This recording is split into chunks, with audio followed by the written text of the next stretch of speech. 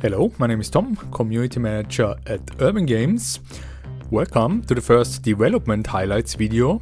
In this series, we aim to show how we incorporated feedback from the previous game into the development and what efforts were made to make Transport Fever 2 into an excellent gaming experience.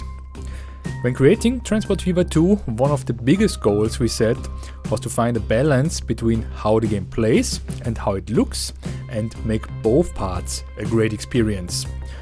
Not only should it be enjoyable to create and manage vast and complex transport networks, but also to create and shape the world itself, from the big picture down to the smallest details. So the first part of this series is all about creating and editing the world in Transport Fever 2. Please note that the user interface shown is still from a concept phase. The first step to play the game is generating a map. For that, a sophisticated and flexible generator is available, which is capable of creating diverse landscapes in various climate zones. A random generator takes care that each map is a unique experience with its own challenges. At the same time, the player can take the reins, thus a wide range of parameters including, but not limited to, terrain, water and vegetation can be adjusted broadly. From an alpine region to a paradisic island, everything is possible. The possibilities for adjustment also extend to man-made structures on the map. The generator can fill a landscape with towns and industries, and the same is true of course for roads. Like in all the other aspects, the game can decide on the starting conditions, or they can be adjusted to one's liking. While adjusting parameters on a macro scale is easy and accessible, editing the small details is important too. So after generating the map, it can be edited manually.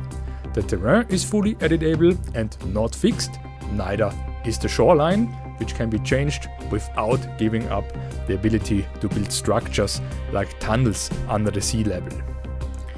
And another thing I want to touch on, it is actually possible to paint onto the terrain. Use it to change minor details or get creative. In combination with the various assets, everybody can create something fun and or beautiful. Committing to decisions is part of what makes a game challenging and interesting.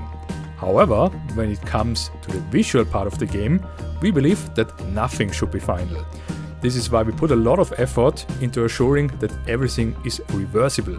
For example, removing roads from the game restores the landscape, and painted terrain can simply be erased to get back to the generated state.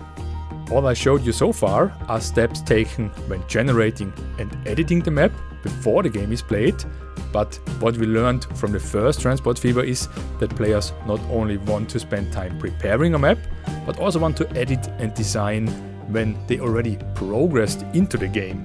This is why we decided to invest into making these features available at any time. Editing and painting terrain, as well as placing and removing towns and industries, is possible at any time. So the game becomes a huge sandbox if desired. On top of that, it's also possible to return to the generator to add or remove features or even import an adjusted height map. Another important goal was to make the world feel diverse.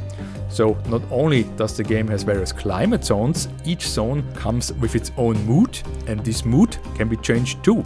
This adds to the sandbox aspect, which should have as little limits and borders as possible. And to make the world alive at the same time, there is something to discover also offside the roads. We hope this first impression gives a good introduction into some of the parts of the game. Much more is to come, and we will show you some of it in the next episodes of the development highlights. Thank you all very much for your attention and interest in our game. All the best from the whole team at Urban Games, and until next time, bye bye.